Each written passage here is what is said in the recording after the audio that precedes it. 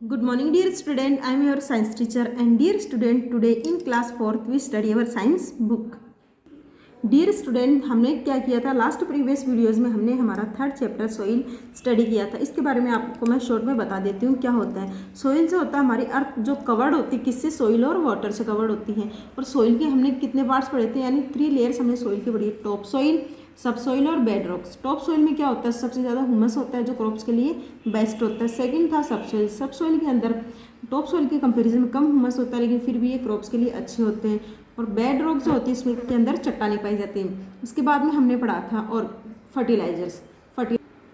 Fertilisers जो होते हैं वो 2 टाइप्स के होते हैं, ऑर्गेनिक फर्टिलाइजर और इनऑर्गेनिक फर्टिलाइजर। ऑर्गेनिक फर्टिलाइजर वो फर्टिलाइजर होते हैं जो डेड एनिमल्स और डेड प्लांट से जो बन जाते हैं, यानी इनके डिकम्पोजिशन के बाद में जो मिक्सचर बनता है उसे इन ऑर्गेनिक फर्टिलाइजर कहा जाता है, जो प्लांट्स के लिए या फिर हमारी सॉइल के लिए काफ़ी बेस्ट होता है। सेकंड था हमारा इनऑर्गेनिक फर्टिलाइजर्स, या जिनको हम सेकंड लैंग्वेज में बोल सकते हैं केमिकल फर्टिलाइजर्स। केमिकल फर्टिलाइजर वो फर्टिलाइजर होते हैं जो फैक्ट्रीज में केमिकल की हेल्प से बनते हैं, जैसे कि नाइट्रोजन और फास्फोरस की हेल्प से इन केमिकल फर्टिलाइजर्स को बनाया जाता है। ये हमारा चैप्टर अब तक कंप्लीट हो चुका था और हमने इस चैप्टर के कंप्लीशन के साथ में tick the correct option, fill in the blanks, match the right column, write true और फॉल्स, ये कुछ एक्सरसाइज हमने कंप्लीट कर ली थी। आज हम हमारी लास्ट एक्सरसाइज करेंगे, that is answer the following question. हमें क्वेश्चन को आंसर करना है। देखिए, write a note on the formation of soil.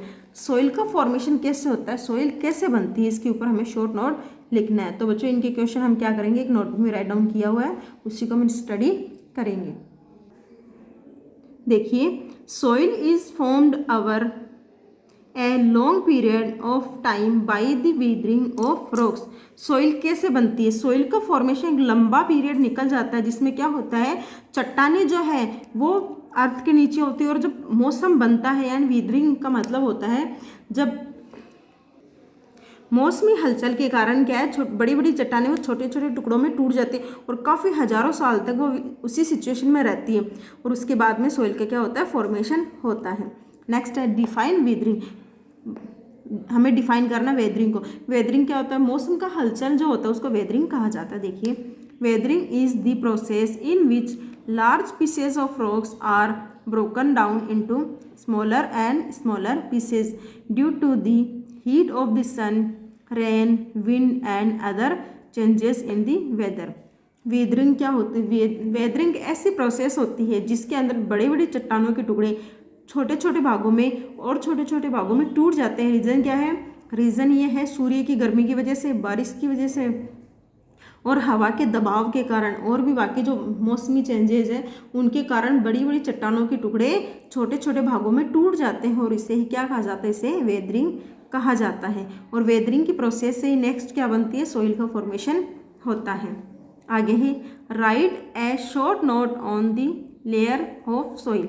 हमें सोइल के जो लेयर होते हैं उनके बारे में लिखना है। देखिए, this soil can be divided into 3 main layers, top soil, sub soil and bed rock. Soil को मुख्यतः 3 भागों में बांटा गया है, 3 लेयर्स में इनको डिवाइड किया गया है। तो फर्स्ट क्या है, टॉप सोइल। टॉप सोइल क्या होती है, टॉप सोइल एक ऐसी सोइल होती है जो अर्थ के ऊपर जो सबसे ऊपर की जो लेयर होती है सोइल की उसे टॉप सोइल कहा जाता है। और चैप्टर स्टार्टिंग में मैंने आपको बताया था टॉप सोइल में क्या होता है, ह्यूमस काफ़ी ज़्यादा होता है, न्यूट्रिशन काफ़ी ज़्यादा होते हैं। सेकंड था सब सोइल।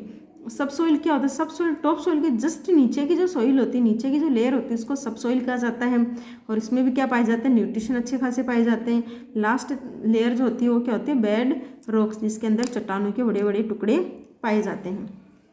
फोर्थ क्वेश्चन देखिए, we need to supply water and fertilizers regularly to the fields, why. हमें खेतों के अंदर पेड़ पौधों को लगातार पानी और फर्टिलाइजर्स की सप्लाई करनी होती है, क्यों। देखिए, in order to preserve the fertility of the soil we need to use fertilizers in the field.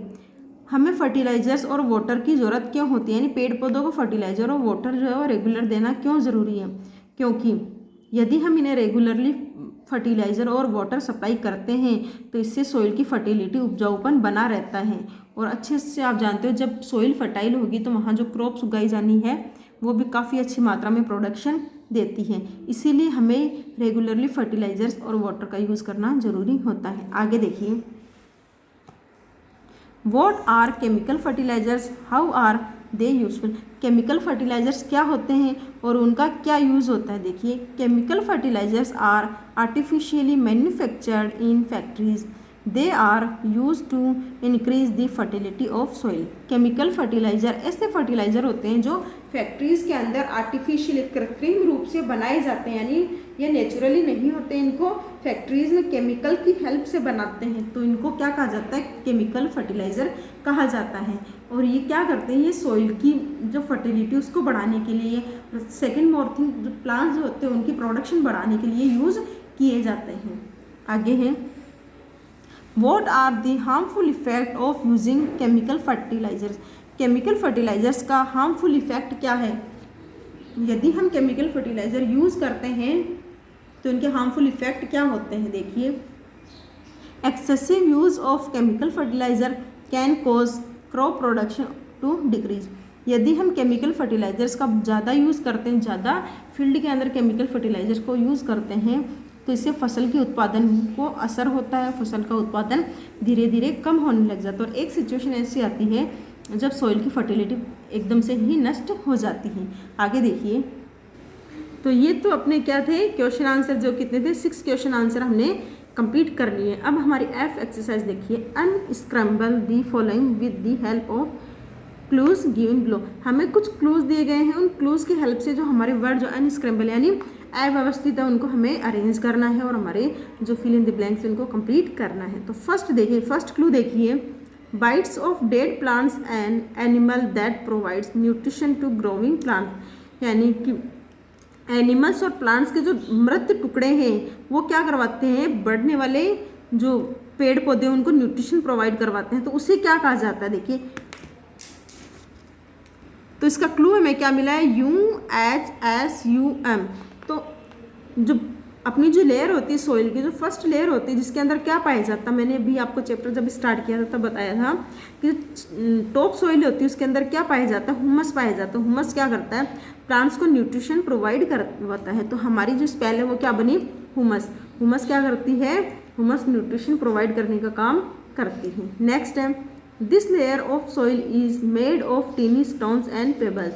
ये जो लेयर होती है, सॉइल की लेयर होती है, इनसे क्या बनाए जाते हैं, छोटे छोटे पत्थर बनाए जाते हैं और पेबल्स यानी स्टोन के टुकड़े बनाए जाते हैं। देखिए, इसका हमें क्लू क्या मिला है, LGRAVE।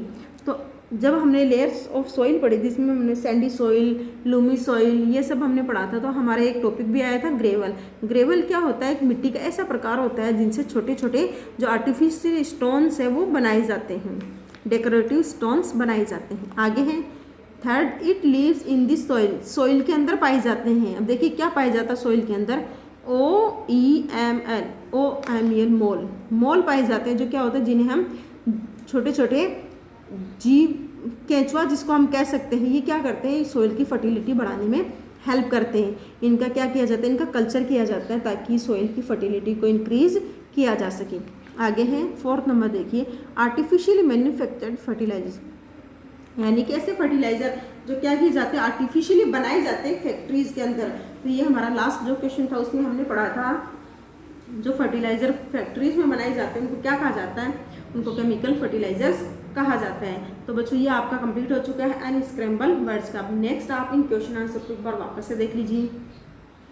अब आपका जी सेक्शन देखिए, राइट डिफरेंसेस, इसमें क्ले सॉइल, सैंडी सॉइल और लूमी सॉइल। आपको इन तीनों सॉइल्स के बीच में क्या डिफरेंस होता है वो अपनी नोटबुक में, बुक के अंदर आपका ये टॉपिक दिया हुआ है, तो उससे आपको क्लियर करके इसमें राइट डाउन करना है। तो ये आज आपका होमवर्क रहेगा। आज आपको आपकी एक्सरसाइज ई, एफ और जी नोटबुक में अच्छे से राइट डाउन करनी है। ई में अपने क्या थे, क्वेश्चन आंसर थे जिनको आपको अच्छे से अपनी नोटबुक में राइट डाउन करना है और साथ ही आपको लर्न करना है। डियर स्टूडेंट, अगर आपको कहीं कन्फ्यूज़न है,